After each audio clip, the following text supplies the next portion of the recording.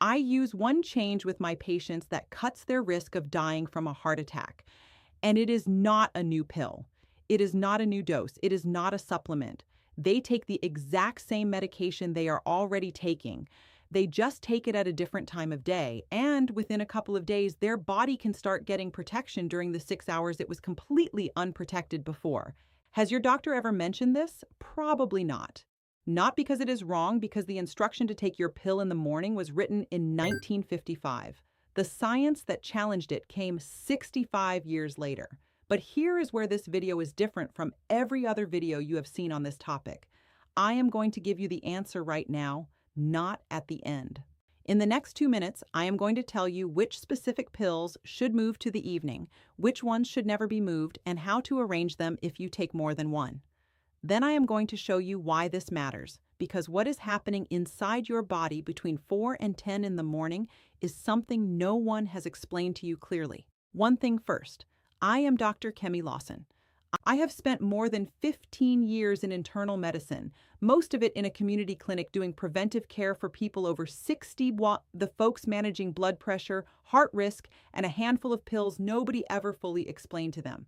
I am not your doctor. Talk to your doctor before making any changes. Some pills are genuinely risky to move, and I will tell you exactly which ones. Use this video to have a better conversation, not to replace one. Okay, one quick thing before the list. Tell me in the comments where you're watching from. I still can't get over how far these end up reaching. All right, here is the list. Go to your medicine cabinet. Look at your pill bottles. Here is what you are looking for. A CE inhibitors, lisinopril, ramipril, ARBs, losartan, valsartan, calcium channel blockers, amlodipine. If you see any of those names on your bottle, those are the ones to ask your doctor about moving to the evening. They block the specific hormones that climb while you sleep and surge when you wake up. Taking them at night puts the drug at full strength during the exact hours your body needs it most. Now, 2 categories that do not follow the same rule. Water pills, hydrochlorothiazide, furosemide. These make you urinate.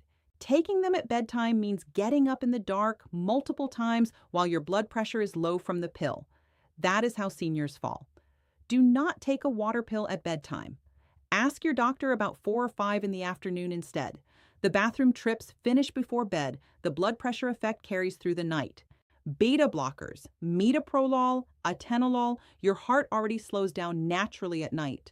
A beta blocker at bedtime can slow it too much. That decision belongs to your doctor, not to a video.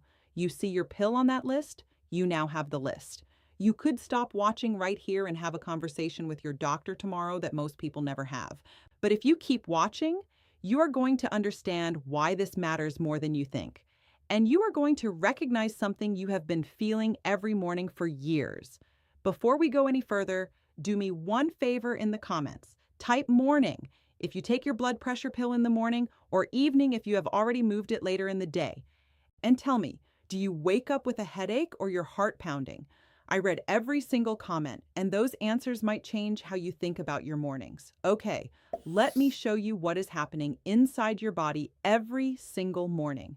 That headache you may have just thought of, that pounding, it ties to something nobody explains clearly. Your blood pressure is not one number. It is not the same right now as it was 6 hours ago, and it will not be the same 6 hours from now. It changes every single hour. It follows a wave, a 24-hour rhythm that your body runs on like a clock.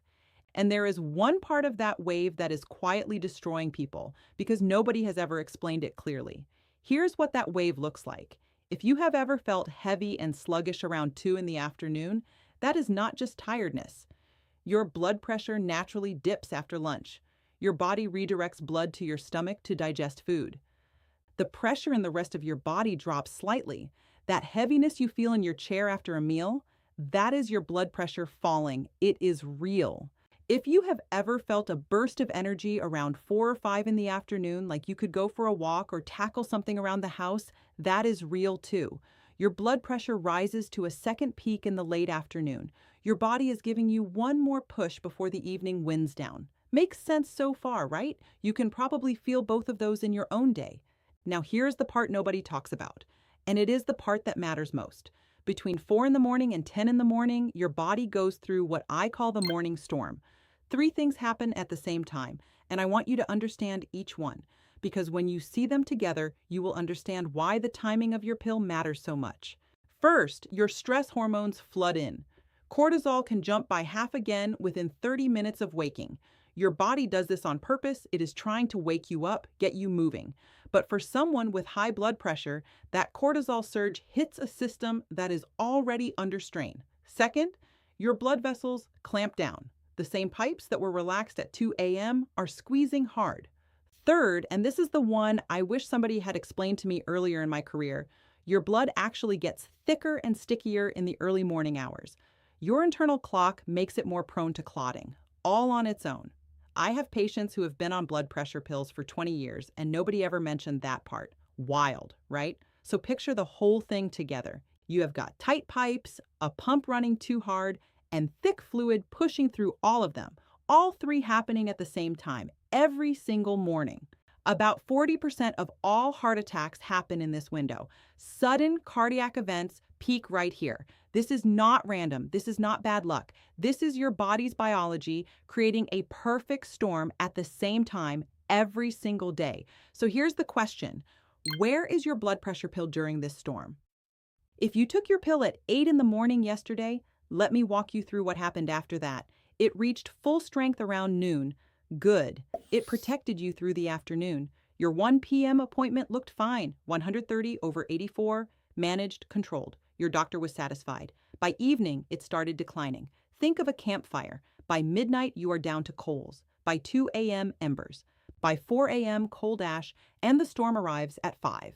Where is your protection? The pill that was supposed to guard you is at its lowest level in your body. It has been 20 hours, actually. Closer to 21 by the time you are in the deep part of sleep since you swallowed it. It is barely there. You walk into the most dangerous 6 hours of your day with almost nothing in your blood to stop it. Think about that for a second. Your medication peaks at noon when your risk is lowest, and it bottoms out at 5 a.m. when your risk is highest. Does that make sense to you? It is completely backwards. The protection and the danger are out of sync. That early morning pounding, your heart hammering before your feet even hit the floor. The dull pressure at the base of your skull that nobody can explain. The shaking when you reach for your coffee mug, that is not anxiety. That is not aging. That is the morning surge slamming into a body that has no shield. And this has been happening every single morning for as long as you have been taking your pill in the morning. Your doctor does not know because by the time you get to the appointment, the pill has kicked in and the numbers look fine. But the morning surge is only half the problem. Something else is supposed to happen at night, and for many of you, it stopped happening years ago. At night, when you are asleep, your body is supposed to rest. Your stress system powers down. Your blood vessels relax, your heart slows, your blood pressure drops at least 10% below your daytime level. Doctors call it the nocturnal dip. Why does this matter so much? Think of it like a repair crew that only works the night shift. Your heart needs that crew. Your kidneys need it. Your brain needs it. It is the nightly maintenance window for your entire cardiovascular system. In a healthy person, this dip happens on its own. The brake pedal presses itself. But what happens when that brake pedal is worn out? Decades of chronic stress and inflammation have weakened the nerve that controls it. The dip does not happen. Blood pressure stays high all night long. Up to half of all seniors over 65 have lost this nighttime dip. They are called non-dippers. And most of them do not know it because their doctor measures blood pressure at 1 in the afternoon and sees a number that looks fine. When would they ever find out? Nobody checks at 3 a.m. Here is what that means. Non-dippers have roughly 2.5 times the risk of silent damage to the small blood vessels in their brain. The kind of damage that leads to memory loss, confusion, the slow erosion of sharpness that everyone blames on aging, but is actually caused by relentless nighttime pressure that never lets the brain rest. You may be thinking the bathroom trips at 2 a.m., the puffy ankles in the morning, the dull headache at the base of your skull that fades by mid-morning. Those are just getting older. They are not. Those are signs your blood pressure never dipped. Your kidneys are trying to force fluid out to bring the pressure down. Your brain is taking the hit hour after hour. And your pill is in the medicine cabinet waiting for 8 a.m. Now, the evidence. And I'm going to be honest with you about it because two major studies came to very different conclusions. One large study in Spain followed more than 19,000 patients for over 6 years. Half took their blood pressure pills in the morning, half took them at bedtime. The bedtime group had 56% fewer deaths from heart problems, 49% fewer strokes, 42% fewer cases of heart failure. Same pills, same doses, different time. Those numbers were so large that some doctors did not believe them. And honestly, I understand why. A 56% reduction is enormous. The study faced serious questions about how the data was collected and reported. Some in the medical community raised real concerns about the methods. So I am not going to tell you those numbers are proven fact. That would not be honest. So what happened? A second study was done, this one in the UK. More than 21,000 patients over 5 years, morning versus evening dosing. The result? No significant difference in heart attacks or strokes between the two groups. Two massive studies, opposite findings. And if you go online and read about this, you will find doctors arguing about it. That is where most videos leave you confused. I am not going to do that. Here is how I think about it and how I talk about it with my own patients. Both studies agree on one thing, and this part is not debated by anyone. Evening dosing is safe. The UK study confirmed it. No increase in falls, no increase in broken bones, no dangerous drops in nighttime pressure. Taking your pill at night does not hurt you. So at worst, moving your pill to the evening is equally safe as morning dosing. That is the floor. At best, it cuts your risk of dying from a heart problem by more than half. That is the ceiling. And here is the piece that gets lost in the argument between the two studies.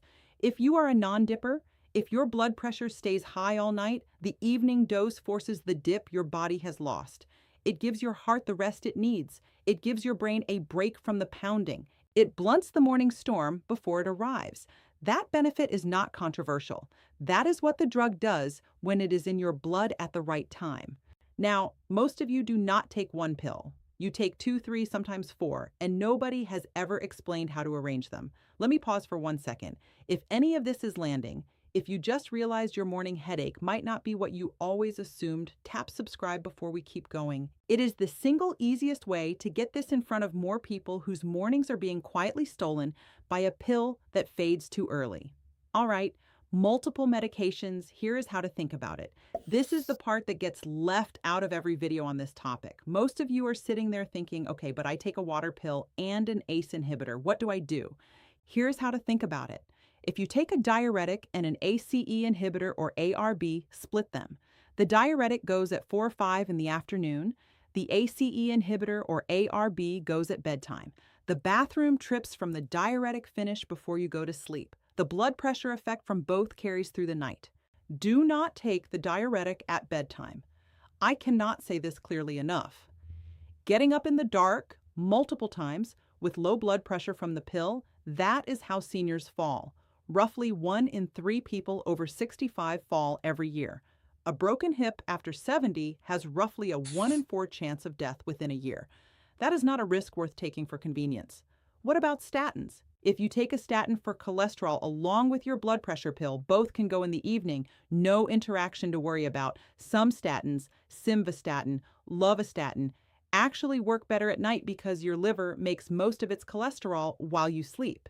If you take metformin for blood sugar, that one stays with your meals. Metformin is stomach-driven, not clock-driven. Move your blood pressure pill independently. And if you take aspirin, that is a separate conversation with your doctor. Some research suggests bedtime aspirin may have benefits, but it is still being studied. Oh, one more thing. If you have glaucoma, talk to your eye doctor before making this switch. Nighttime blood pressure drops can affect blood flow to your optic nerve. Your cardiologist and your ophthalmologist need to be on the same page. I know what some of you are thinking right now. This is complicated. I will just keep everything in the morning. That is the easiest choice. It is not the safest one. Let me tell you about someone who lived inside this gap for 6 years before anyone asked the right question. I will call him Ray. 73 years old, a retired clock and watch repairman from Asheville, North Carolina. Spent 35 years fixing what everyone else had given up on. Mantle clocks, pocket watches, the wristwatch a widow could not bear to let stop. His hands knew the weight of a mainspring before the tweezers ever touched it. He could hold a movement up to the light and tell you which tiny gear was dragging. When he retired, his wife said he would last about a week before he had a workbench going. She was right. He set one up in the spare room, fixed the neighbors' heirloom clocks, cleaned old watches, kept the grandkids' toy trains running. His hands were still good. Ray took amlodipine, 10 milligrams, every morning at 7:30 with his oatmeal. His doctor said his pressure was great. Every appointment at 1 in the afternoon, 130/84. Managed, controlled. The chart looked fine. At 5 in the morning, Ray's blood pressure was 182/108. Nobody measured, nobody asked. The headaches started about 3 years in. Every morning, a heavy, dull ache at the base of his skull, not sharp, just there, like a hand pressing from the inside. His hand shook when he tried to hold the tweezers steady. One morning, he was seating the balance wheel of a customer's antique pocket watch, a repair he had been carefully working on for 2 weeks, and a spring the size of an eyelash pinged off the bench and was gone. Ruined in 1 second, he put the tweezers down and walked inside. Sound familiar? That became his morning. Wake at 4:30, feel the pressure building, sit in the kitchen with the lights off, wait until 9 or 10 for the headache to pass and the shaking to stop. By then, his pill had kicked in. By then, the morning was gone. His wife would come downstairs and find him sitting there. After a while, she stopped asking if he was okay. She just poured his coffee and sat across the table. His wife stopped asking if he was okay in the mornings. She just started finishing his sentences. She told their daughter she felt like she was losing him one morning at a time. Ray was not getting old. Ray was living inside the gap, 6 years of unprotected mornings while his pill slept in the medicine cabinet. His daughter is a physical therapist. One Sunday, she asked him a question over dinner. "Dad, what time do you take your amlodipine?" He said 7:30 a.m. Have not missed a single day in 6 years. She said, "When do your headaches start?" 5 in the morning. Every morning, she put her coffee down. "Dad, your pill is gone by 5 a.m. It wore off hours ago. Your blood pressure is spiking with nothing to stop it." That headache is the spike. She called his doctor the next morning. The doctor agreed to move the amlodipine to 9 p.m. It is not a water pill, no bathroom risk. The switch was safe. She also told Ray to stop eating aged cheddar after 6 p.m. and to turn the television off by 8. Day 2. Ray woke at 4:30, sat on the edge of the bed, waited for the vice grip. It was not there. A slight heaviness behind his eyes, but no crushing pressure, no pounding heart, no shaking hands. He stood up. The room stayed still. He walked to the kitchen and made coffee. His hands were steady around the mug. Day 3. He checked his blood pressure at 5 a.m. with the home cuff his daughter brought him. 124/80. He had never seen a number that low at 5 in the morning. His afternoons had always been 130. His mornings had been 182 for 6 years. Nobody measured. Nobody asked. Day 5. He was at the workbench before sunrise, picked up the tweezers he had not touched in months. His hand was steady. The tiny gear seated on the first try. He stood there for a long time, not because anything dramatic happened, but because nothing happened. No headache, no tremor, no fear. Week 3. His wife noticed something she did not expect. She stopped finishing his sentences. He remembered things. His glasses were where he left them. He walked into the spare room and knew exactly why he was there.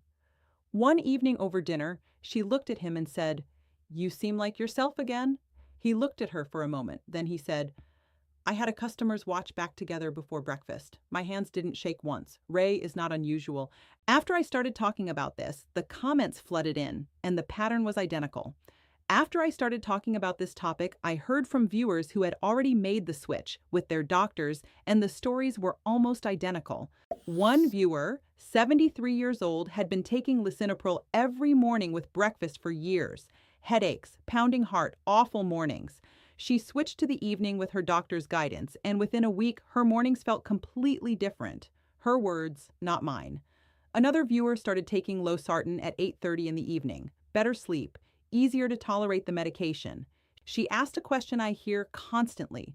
Why don't cardiologists tell their patients this? A man on valsartan, lightheaded every single morning. His doctor told him to take it at night.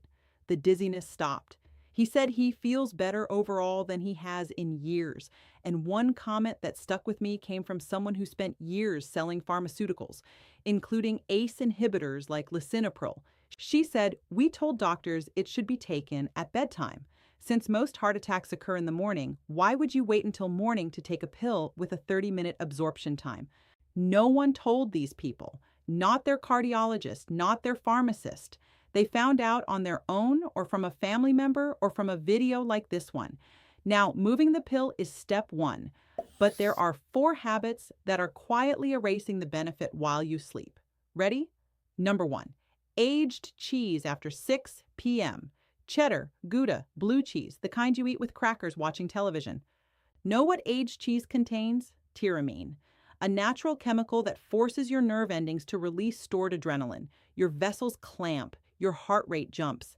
The nighttime dip you are trying to restore gets erased by a snack you thought was harmless. If you want evening cheese, switch to fresh mozzarella, ricotta, cottage cheese. Those do not trigger the same response.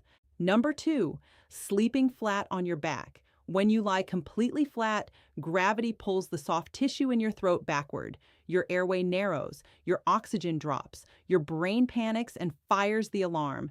Adrenaline spike, vessels clamp, heart rate surges. This can happen dozens of times an hour and you do not know it. You wake up exhausted with a pounding head and blame it on aging. Sound familiar? Try sleeping on your side or use a wedge pillow to keep your head slightly elevated. Many seniors notice improvement the first night. Number 3, a full glass of water to swallow your evening pill. You drink 12 to 16 ounces at 9 p.m. At 2 a.m., your bladder is full. You get up, you turn on the bright bathroom light, and that light destroys the melatonin your brain needs to stay in deep rest. You walk back to bed. Your sleep cycle is broken, your stress system reactivated, your pressure climbs back to daytime levels. Take your pill with 1 small sip, 2 ounces. Do your heavy drinking before 6 p.m. Number 4, and this one might surprise you. What do you do every night at 10? The news. I know, you have watched it your whole life, but here is what it does to your blood pressure. Crime, conflict, fear. The news is engineered to trigger your alarm system. At 11 p.m., when your stress hormones should be at their absolute lowest, yours spike because you spent 30 minutes watching manufactured outrage. Your blood vessels stay tight for the first 3 hours of sleep. The dip never happens. Turn the television off by 8. Pick up a book, paper, fiction, something light. Your stress hormones drop, your vessels relax, your heart gets to rest. Fix even 2 of these, and many of my patients notice a difference within a week. Now, how to have the conversation with your doctor. Because the words you use matter more than you think. You do not need to memorize a medical speech. You just need the right words to start the conversation. I am going to give you 2 scripts, one for the ask and one if your doctor says no. Here is the ask. Say these exact words at your next appointment. "Doctor, I have been tracking my blood pressure at home and my morning numbers are much higher than my afternoon numbers. I am concerned that my medication is wearing off before the morning surge. Would it be safe for me to take my lisinopril or whatever your pill is at bedtime? I am happy to monitor my numbers at night and in the morning to make sure nothing drops too low." Why do those words work? 3 reasons. First, you are showing your doctor you have done the work. You are not asking a random question, you have data. Second, you are respecting their expertise. You are asking whether it is safe, not demanding a change. Third, you are offering to monitor, which gives your doctor a safety net. Most doctors will say yes, but some will not, and that is okay. If your doctor says no, do not argue. Do not push. Say this instead: "I understand. You know my history best. Would it make sense to do a 24-hour blood pressure monitor to see what my body is doing while I sleep? That way, we would both know for sure." A 24-hour monitor is a small cuff you wear for a full day. It measures your blood pressure every 15 to 30 minutes, including at 3 a.m. when nobody is watching. The numbers will show your doctor exactly what is happening during the hours they have never measured. Those numbers will speak louder than any conversation you or I could have. Your doctor is not the enemy here. Your doctor has 15 minutes per appointment and hundreds of patients to manage. This video gives you the 10 minutes your appointment cannot. Walk in prepared and your doctor will respect you for it. So imagine this. What if your next morning felt completely different? You wake up at 5 a.m. and something has changed. No headache, no pounding, no pressure behind your eyes. You sit on the edge of the bed and wait for it, and it is not there. You check your number and see something you have never seen at that hour. You write it down, you do it again the next morning, and the next.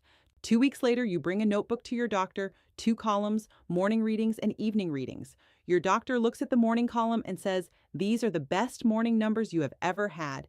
And you say, "That is because you have never seen my morning numbers before. You always measured me at 1 p.m. Your spouse stops treating you like glass. Your children stop whispering about your health in the other room. You walk outside before dawn, and the morning belongs to you. Not to a dark kitchen, not to a recliner, to you. Same pill, same dose, different time." That was all it took. The person who watches after you is going to scroll down and read the comments before they ever press play.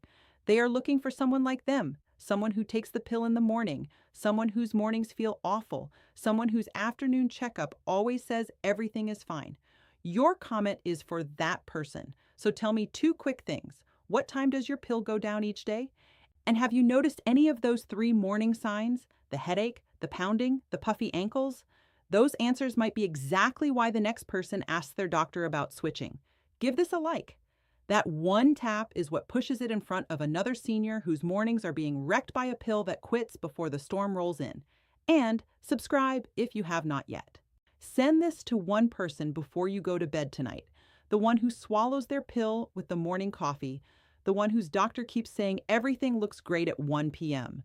The one sitting in the kitchen every morning, waiting for the headache to lift. They deserve to know what Ray finally found out. Click the video on your screen. I made a video about the foods that calm your stress system at night, the same system that drives your blood pressure up while you sleep. It connects directly to what you learned today. Click it. I will see you there.